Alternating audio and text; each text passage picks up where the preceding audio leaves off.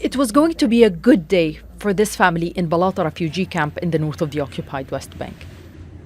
They got everything ready: cookies, sweets, even rice and flowers to sprinkle to welcome home Raed Abu Saris, serving a life sentence in an Israeli jail. He was listed as one of the 250 Palestinian prisoners to be released in exchange for the 20 Israeli captives held in Gaza. But Raed's name was dropped at the last minute. The Israeli army came to my brother's house warning us. They said we were not allowed to have any celebrations upon his release, but we woke up on Monday and realized he wasn't included in the final list. Discussions about which prisoners would be released went on until the early hours on the day of the exchange. 11 names were swapped out, no explanation given. Joy for those who made it onto the list, devastation for others. Yaqub Qadri from Jenin was not on the list. In 2021, he was one of 6 Palestinians who broke out of a maximum security Israeli prison. An escape that included digging a tunnel, reportedly with spoons and plates. A short-lived freedom that earned Yaqub and his cellmates recognition. Our conditions are very bad. We live in graveyards. That's where they want us to be. The irony isn't lost on his family. He pulled off a near impossible jailbreak, but now he's trapped in solitary confinement. Even before his 2021 escape, Yaqub always hoped he'd be released to reunite with his parents.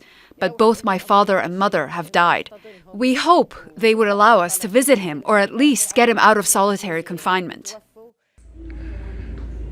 Families like Abu Saris and Qadris watch the celebrations, unable to join them. It's hard to be optimistic, they say. With no more planned swaps, they will likely endure many more years without their loved ones. Nida Ibrahim, Al Jazeera. Well, for more on this story, we're joined now by Ubai Al Aboudi, who is the Executive Director of the Bisan Center for Research and Development. He was held in administrative detention from 2019 to 2020 without trial. He joins us from Ramallah. Thank you so much for being with us. As I was saying, you were held for nearly a year under administrative detention. No charges, no trial. For people who might not understand exactly what that means, can you describe what it's like to live through that sort of imprisonment? Well, there's no legal recourse, no legal system that grants Palestinians equal rights or even the right to a fair trial or to due process. When people hear that there are Palestinian prisoners, people think that they face Israeli courts, that there are laws, regulations that give them rights, that give them the right, for example, to confront the evidence that they are accused with, that they are given rights to a due process. Actually, these are all not present. These are all part of the Israel's apartheid system. They cannot maintain their apartheid without having a court system that dehumanizes Palestinians, where the judge, the prosecution, and the final verdict is in the hands of the Israeli army. The judge actually himself is an officer in the Israeli army, and where Palestinians face different set of laws than any Israeli standing in front of any court.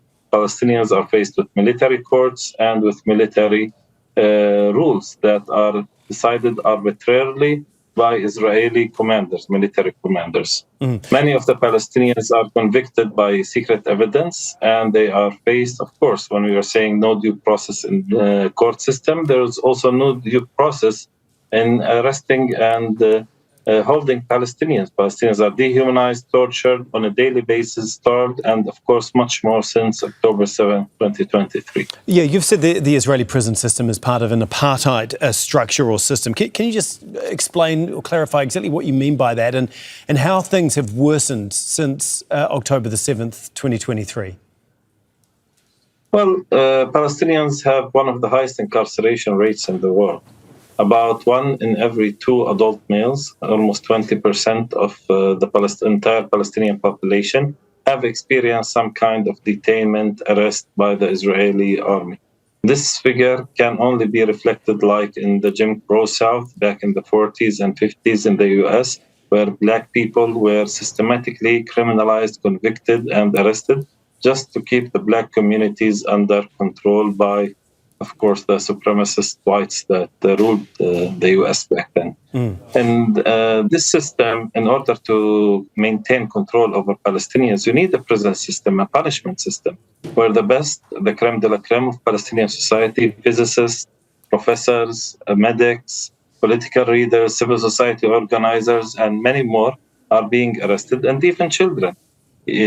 Israel is the only country in the world that is systematically arresting children, over 700 annually, and subjecting them to torture, convicting them without any due process, and in a process that has been described as a de-childing process, a process where Palestinian children have to grow up really early in order to confront this dehumanization that they face. You mentioned there that conditions have worsened in Israeli prisons. Starvation, torture, even sexual violence is becoming more and more routine. What are you hearing now from prisoners or their families about what is happening inside, those that might have just recently been released? Look, Palestinian families haven't been allowed to visit their loved ones since October 2023. And the International Red Cross has not even been allowed to visit. And this to keep in mind that the Israeli occupation in its entirety, including its criminal military courts, have been found, and its prison system have been found illegal by the International Court of Justice. So Palestinian families have been describing that their loved ones, and everyone can see the pictures, the before and after, before the arrest and after, that they have been severely emaciated, that Palestinians are beaten severely. We have documents of severe torture. Released Palestinian prisoners are reporting that they have been beaten up throughout the years, sexually assaulted. This has been documented so many times, especially for male Palestinian prisoners. Actually, even the Israeli army live streamed the rape to death of a Palestinian political prisoner, and not a single person has been held to account for that. The soldiers that raped him and the video of them raping him to death has been released.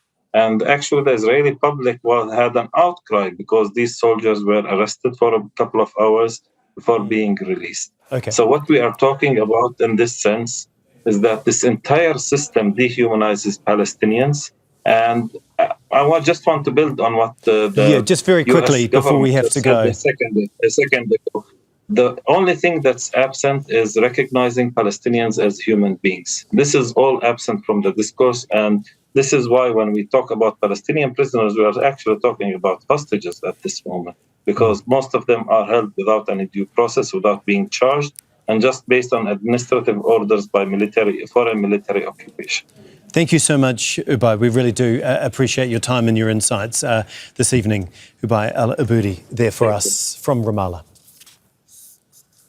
Don't miss out and get the full picture. Subscribe to Al Jazeera for reliable news and expert insight.